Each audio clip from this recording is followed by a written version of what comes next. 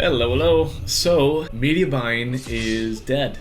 Simple as that. Now, when I say that, don't get too afraid because it's just evolving. But the reality comes down to the fact that technicals, meaning the technical side of media buying, has been simplified tremendously on single platforms. So, as you can see, Facebook structures are extremely easy to build out now. Anyone can do it. Very hard to optimize, very hard to understand the overall MMM modeling when it comes to understanding what channels do on cold tactics, but it's not that difficult compared to what it was before. So you could be an entry level and get decent results on the overall traffic source as long as you're practicing what we're seeing work. And what we're seeing work is this very, very simple structure. So I'll go over it right now before you guys even have to watch any more of this video if you want. So it evolves in different stages, but this is the core stage. So if you do not have CAPI imports, if you do not have any other, let's say, very volatile products that are like super high AOV versus super low AOV, if they're in like the same rough range as one another, this is the structure that we're seeing working. And it's literally this simple. It's just one campaign, one ad set. We don't do multiple ad sets because multiple ad sets will get deduplicated and essentially rolled into different pieces, and you're fragmenting your data. So one campaign, one ad set, and we're pretty much letting Andromeda decide which creative is working. Now, the layered on effect from this is if we have, let's say, CAPI imports and we're using edge tagging and we have different products, then we will organize different campaigns based on different conversion actions. If you organize conversion actions based off of the setup that you have directly pulling from Shopify, let's say new customers from Shopify or new customers from Shopify going to Google, any case, things can still overlap, so it's not going to solve the problem, but it will give you some kind of understanding of your new versus return customer. But we use edge tagging CAPI imports because it allows us to have 100% accurate click data. That's not impression data, click data. So very big difference there. Click data is only about 3% out of the, obviously 100% when we're looking at, for example, average click-through rates across the board.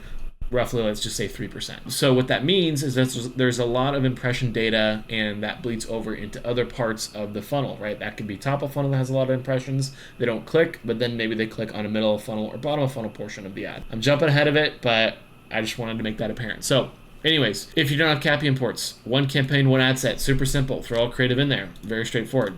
If you have, I'm a little crazy here, if you have CAPI imports, then we'll say it would look something like this.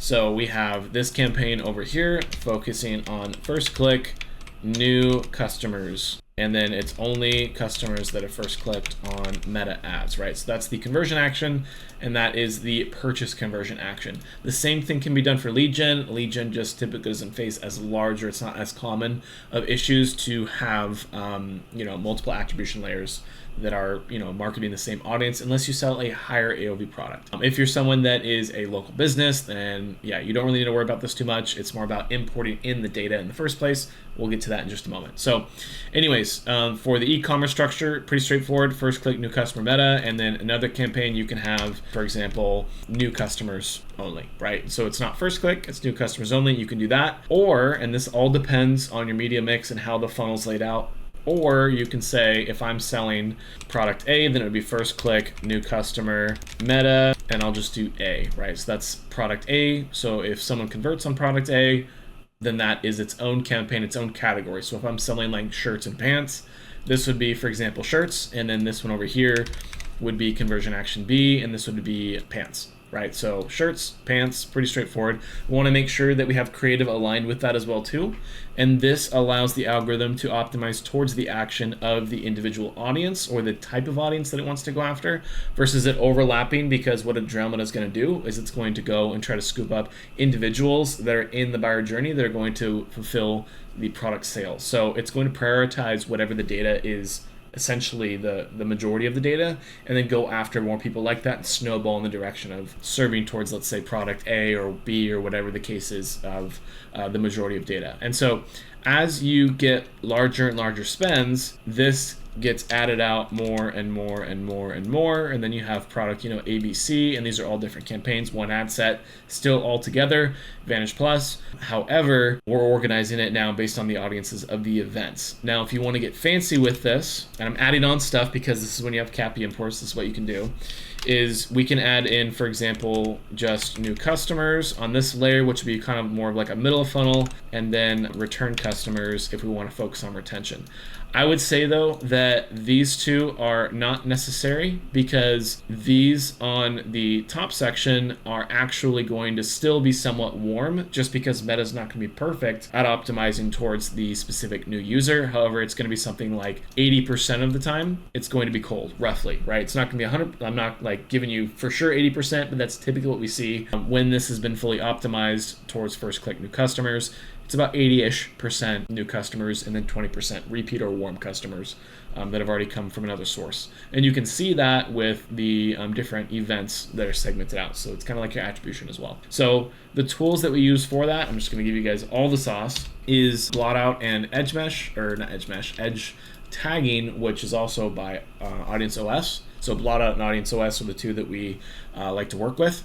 And the major benefit of why we like doing that is because those are the CAPI imports that we feed into the algorithm that allow us to see click attribution, as well as seeing or telling the algorithm what to go after in the first place. So like I said, if you're still on purchase conversion actions, especially in Google, be very, very weary. I wouldn't trust the data 100%. Even just the fact that if you're just on clicks inside of Meta, I still wouldn't 100% trust the data, that it's accurate.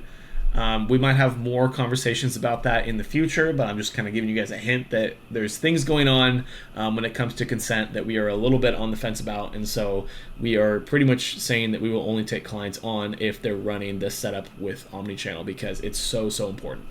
So now we've kind of discussed what the structure and sort of the framework looks like. The basic question now is, how do we get into a position where we fill all the creative, right? So if we were to say, okay, well, sweet, Caden, that's a very simple setup. What is the creative now? So instead of being proactive, we have to be more reactionary to what the algorithm does. And what I mean by that is that if we are in a scenario, and I'll go over here, and this is my board of goodies, and I'll actually add this in. So you guys have the structure on what we do, the general framework. Now this is the optimization side of it. Now, building out campaigns, it's more about the creative. It's not as much about the tactics, right? So what I said earlier on is we're not looking at the technical side of media buying.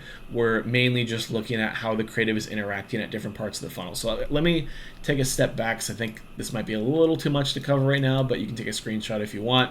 So one thing that I want to point out is we have different levels inside of the account. And these different levels can act differently, to say the least. And so what that means is that creative is going to flow into these different piles, right? So I want to pull this away real quick, so I want you guys to focus on this, because this is very, very important. So previously, you would structure a campaign with different, for example, different events, and then we'd say like view content. If you guys following us for a while, we had L1, L2, L3. Now it's shifted into L1 and L3, and then it shifted into L1, and now we're kind of in this new Andromeda setup. And so the idea is still there, right? Marketing has not shifted. We're still doing top of funnel, middle of funnel, and bottom of funnel. However, we're looking at it in a way to where we're matching what the algorithm's doing to then better understand what our users want. Because what was done before is we would force certain creatives into top of funnel, force a certain audience into middle of funnel, and force a certain audience into bottom of funnel. Well, Andromeda is essentially doing this rapidly for every single user, right? So we are literally in a scenario where it's building out the funnel for us, right? We don't really have to build out the funnel per se from a technical media buying standpoint. However, we still have to optimize the funnel and give it the pieces to then use in different parts of the funnel and learn from that, right? So what I was saying earlier about being reactionary is very, very important. I know it sounds horrible, but the reality is that once you get this figured out, things become very, very easy for your overall business, and it actually opens up a lot of eyes, especially for the CMO, on what to focus on for the brand just mission and move forward from there. So anyways, the signals that I look at to locate which type of ad is performing in different portions of the funnel. So it's real easy to do top of funnel and bottom of funnel, right? So what this means, and what I look at instead of Meta, is top of funnel is going to have your highest spend. So look at the top 20% of spend. That is what Meta is prioritizing for reach to test out and essentially find new people. This is your highest leverage point. And so what this means is that the results are going to look horrible, but the spend is going to be really high. And so what we then do from there is we say, okay, that's the top of funnel. What is the bottom of funnel? The bottom of funnel then is potentially lower spend, and it would be higher results, right? So your CPA is really good, your ROAS is really good. There's a lot more attribution that's being pushed towards that because it's closer to the end of the buyer journey. Now, what can happen, and we've proven this with a client's account that we shared, Get Maine Lobster, on our YouTube channel, our other one, CPro Growth. And by the way, all that stuff is on there. I'd highly check out the other channel we have if you're curious about the evidence of this. So I'm not just blowing smoke kind of thing. This is what we actually have shown and seen, and we give you that data. And so with that being said, we've seen scenarios where the bottom of funnel is actually combined with the top of funnel. So it's the highest spend and it's the best CPA or the best ROAS. That typically happens when you have a really good offer and a really good hook and a really good value prop, right? It's kind of an all-in-one ad. So this happens. It's very common for this to happen. It's not abnormal.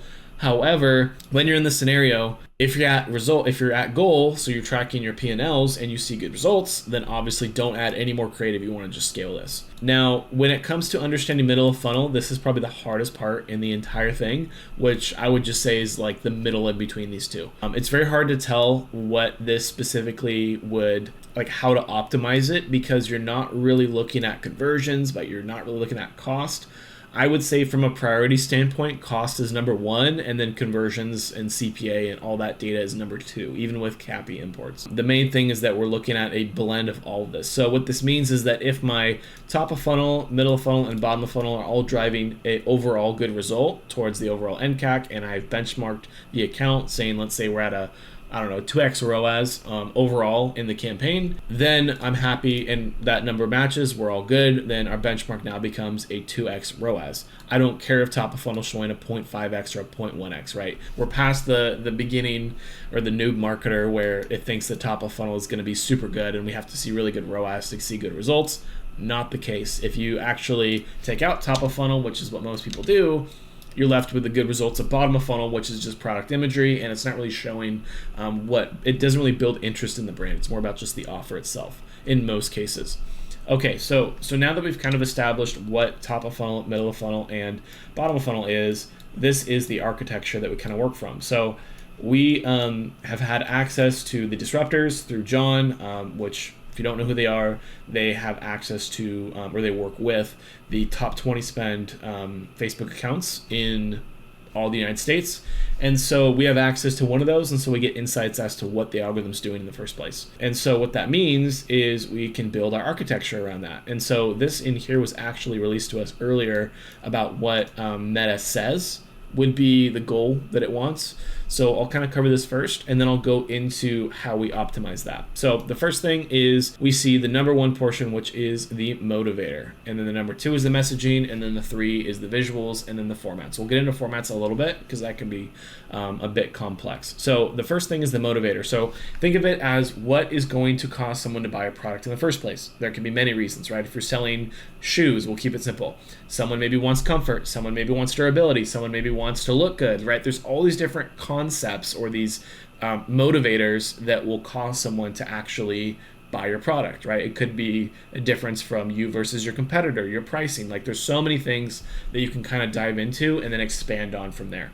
So the first thing is obviously the motivator that we just talked about. The next thing is the messaging, right? So we have concept one, motivator one, concept two, motivator two, concept three, motivator three, right? So if it's something like durability, right? So concept one or motivator one is durability, then concept one would be, hey, we're gonna have this shoe running through a bunch of dirt and on a hike, and that's part of the creative, right? So the creative is showcasing the durability, not talking about the durability. Maybe we take a hammer to it and we hit the shoe. I don't know, I'm just making this up on the fly kind of thing. And so what that means is that we are testing out certain messaging towards people on Facebook to see if they would convert and see how they react to that. This goes into that reactionary part, not proactive, right? So we're being proactive by giving it the information and giving it concepts and motivators to test, but we're not necessarily pushing it in a direction. We're letting it feedback or give us feedback, and then we're adjusting from there. And so what this then means is saying, okay, from here we go into concept one, like I was just talking about durability. We have different visuals like hi-fi, lo-fi. We maybe have someone that has a testimonial or just on their phone, and they say, hey, check this out. And we hit the shoe with a hammer, I don't know, for durability. And then hi-fi is like a zoomed in video that's in 4K that's showing like the dirt flying off the shoe and the water flying off the shoe or whatever the case is, right? And so that is two different styles of messaging for the same type of concept and the same motivator per se.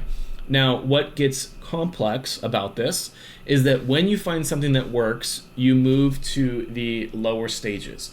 And so the way that this works is we call these pillars. And so there's all these different styles of pillars that we test against one another, right? So we're testing UGC ad versus a UGC ad. We're testing an us versus them versus an us versus them, right? We're trying to test apples to apples versus apples to oranges, right? We're not testing top of funnel versus middle of funnel. We're testing middle of funnel against middle of funnel. We're testing pillars for UGC with the same motivator versus UGC. So we already know the motivator works. We already know that the concept works. Now we need to get the formatting to be the best for the niche to capture as much people as we possibly can.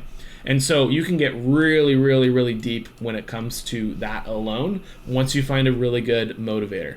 Now, if you do not, and you don't know of a good motivator that's working yet, then you would test the iterations up here more, right? So we'd have concept 1, concept 2, concept 3, and we would test those in the ad account before we go in and start to add all these different variations of all the different styles, because we don't know if those motivators are going to work in the first place, right? We just want to see a trend in the right direction from one of the motivators and then optimize the creative to then have more efficiency when it comes to finding more people. And so with that being said, the way that we structure this is kind of like a network back and forth, a little bit confusing, but the idea here is we're testing concept 1 and concept 2, and then we layer on hook 1 and hook 2 and hook 3 and hook 4 for concept 1, right? So we're saying, okay, we're testing all these variations, so we give the concept enough of a push, and then we have different offers. Now, you don't have to do different offers all at once. You can test just, a couple of these. You can just say, whoa, let me get rid of that. So you can just test one offer, right? So we don't need to test all 4 offers at once. You could cycle one offer, and then you're saying, okay, maybe that didn't work. Let's cycle another offer, and let's see if that works, right? So these work independently of one another because that allows you to essentially figure out which part of your funnel is not matching what the users want. And it can be something as stupid as like this right here, 50% off first sub or 20% off like first order. I mean, it really could be anything when it comes to testing different offers. Your goal is just to figure out what specifically is going to cause the best overall efficiency and then lean into that as much as possible. Sometimes a higher price actually is going to cause more efficiency. Sometimes a lower price will. It really just depends, right? You just have to test these things. And these things have to line up across your entire media mix, right? So we're not just looking at Meta and looking at the ad copy. We're looking at Meta, Google, any other platform, the messaging, and what's on the actual website. Because if we have 50% off first sub inside of here, but it's not on Meta or it's not on Google, when they go through that part of the journey, they're not actually looking at the entire offer. They might have missed it. They might have glanced by it, forgot about it. People are not going to remember exactly one ad that you showed them. You're going to have to show them again and again and again. And so when we have the offer figured out and the concept figured out, then or the concept figured out, then we can better adjust and say, okay, well, concept 1 didn't work, but I'm going to try concept 2 now. And so now concept 2 comes into the mix. I'm sorry, this is a total mess. But let's say concept 2 now comes into the mix and you are starting to test this across everything. And then from there, you say, well, we found out that offer 2 actually worked better. So then we say, okay, sweet. So now we can push everything to offer 2 with concept 2. And then we'll slowly go through this. Now, if we're still at inefficiencies, then maybe we'll test offer 1 again. And we'll say, well, maybe this offer is going to resonate more with people that are winning with this concept versus the other one. And so you have to kind of play in this field back and forth quite a bit to figure out what part of the funnel is lacking and then build onto that. And so what this means is that if you if you understand it and it's working, right, you already have a proven concept, which is like, I would say around 50 to 100,000 more in gross MRR or higher, then you're probably in a scenario where you have some sort of concept that you just have to locate in the ad account or your business to then know to push that, and then that's your starting point. From there, obviously, then we go into the pillars like I was talking about, and you're testing the optimization around that. This means that you do not need as much creative if you are good at picturing and pushing the concept for the actual user, right? And so what that means is that you can have a creative that's just rocking and rolling, like 5 creatives, and it's cycling through a massive amount of audiences that Andromeda is just sifting through, and you don't need to have any creative added in. In fact, I wouldn't add in creative if you're at efficiency. Do not add in more creative, because if you're saying, hey, I'm at goal, and then I'm just going to throw all this other stuff in the mix, it's going to then test that, and it's going to take you off the rails. You do not want to do that. You want to keep it as controlled as possible when you're at the goal. And so it's very, very important to not overstep and force creative, because that's the old structure. So I know this was a lot, and you guys will probably have to watch this on half speed, but the biggest thing with this, though, is that you need to take a step further than just looking at in-platform metrics. You need to look at what your benchmarks are in the platform, but you need to make sure that your number one goal is optimizing towards the P&L, right? So we're looking at inventory, we're looking at NMR, we're looking at MER, we're looking at NCAC, we're seeing exactly what's going on the business side of it, and then we're making sure that the overall omni-channel mix is pushing the best results, right? So that means that if Facebook is high spend and Google's low spend and it's not good results, try swinging that in the other direction and see what that does, right? We don't need attribution tools to see all this information. It's all in Shopify, it's in your P&L. So super straightforward in that. Now, if you are a lead gen client, it's the same exact thing. However, when it comes to the structure or a lead gen business, I just say client because I know that we have people in here that are lead gen and they're watching this. So what we would do in this scenario, in fact, I don't know why I did that. I did this. So we'll say email opt in, and then on this one, we'll have imported qualified conversion. So what this means is that we have different stages of the funnel, meaning that there's different stages that a user goes through in order to get to the next stage of the funnel if you're lead generation, right? So, I mean, for any company, but pretty heavily in the lead gen space. Sometimes you don't even have a further up the funnel action that you can do. Sometimes it's just the qualified conversion or a form fill that comes in. So, but there is some pipeline or some sales cycle. So let's assume that you have an email opt-in and you have a imported qualified lead that comes through, right? They come to the call and they're what you want kind of thing, right? So the goal here is to maximize this first, right? We want to push the actual as far down the funnel goal as possible, as long as it has some volume on it and it's not a really long lag time, in order to get good results, because we want to feed the algorithm accurate data. Now, when we start to get to a bottleneck on this, we then have to decide, okay, is it the creative? Is it the overall messaging? Is the offer no longer working? Or are we just hitting market cap on what is actually available to us that Facebook knows? Okay. How do we get around that? Then we would go further up and create a separate campaign for a different action that is less qualified at a lower spend though, and allow this to then feed into the more qualified pool of people per se. And so what you can do with that is you can test higher up the funnel actions that will then stick to your current offer that you know is working to then just drive more awareness to it. This could also be on other things like on YouTube, not just Facebook. That would be something like, an opt-in that could then help massage the algorithm to find more people that are interested, but they're not ready yet to purchase kind of thing. So that's really it on the lead gen side. It's pretty straightforward. I know I kind of covered most of it based on e-commerce, but lead gen, it's the same principles as this. It's just done in a little bit of a different way. Instead of segmenting out different products, you're segmenting out different parts of the funnel if you need to go further up the funnel.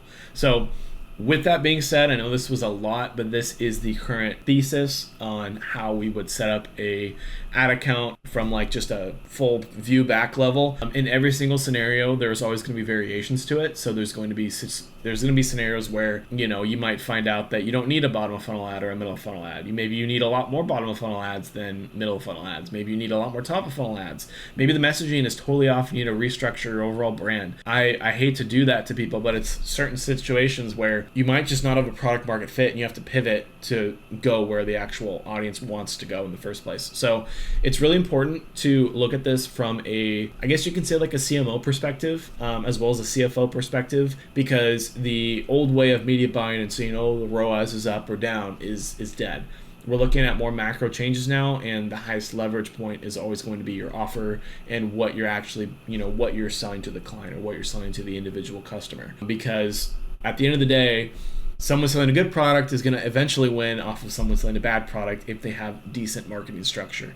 And the marketing structure is a way, way lower barrier to entry. So the process of having good creative and actual good product are becoming more and more important. And that's what these platforms want, because they want users to have a very good experience. The leverage point of media buying is now no longer a single channel as much. It's more about creative and omni-channel mix, and then layering that into financials. So if you are someone that is looking to learn more about this, we have Q&As every single week inside of our school group. That's down in the description. The school community is where John and myself, if you don't know John, really smart guy, I would say he's pretty much my mentor, has taught me a lot about this, and we both go back and forth to pretty much understand exactly what's going on inside of Meta and Google. You can check that out. It's a paid group just because we want to make sure that we're not putting all the information public, because sometimes we have some sensitive information in there, and so we don't want that to be reaching every single person out there. Now, we blur things out, and we have an unrecorded Q&A and a recorded Q&A, so they are a little bit different in that sense. But the biggest thing I will say that you will learn from that is pretty much getting away from the concept of ROAS and getting more in the concept of quality data with a P&L effect. That's the main thing. So if you're looking for tactics like that, very, very important on cold versus warm tactics, because we do have structures in here that work without CAPI imports. However, CAPI imports is by far the best way to run this, and I am not seeing many people talk about this. So super, super important with Meta Andromeda. But anyways, thanks again for watching this video, and if you stuck around this long, yeah, go get some sleep or watch this again on 0.5. But anyways, thanks again, and I will see you guys later.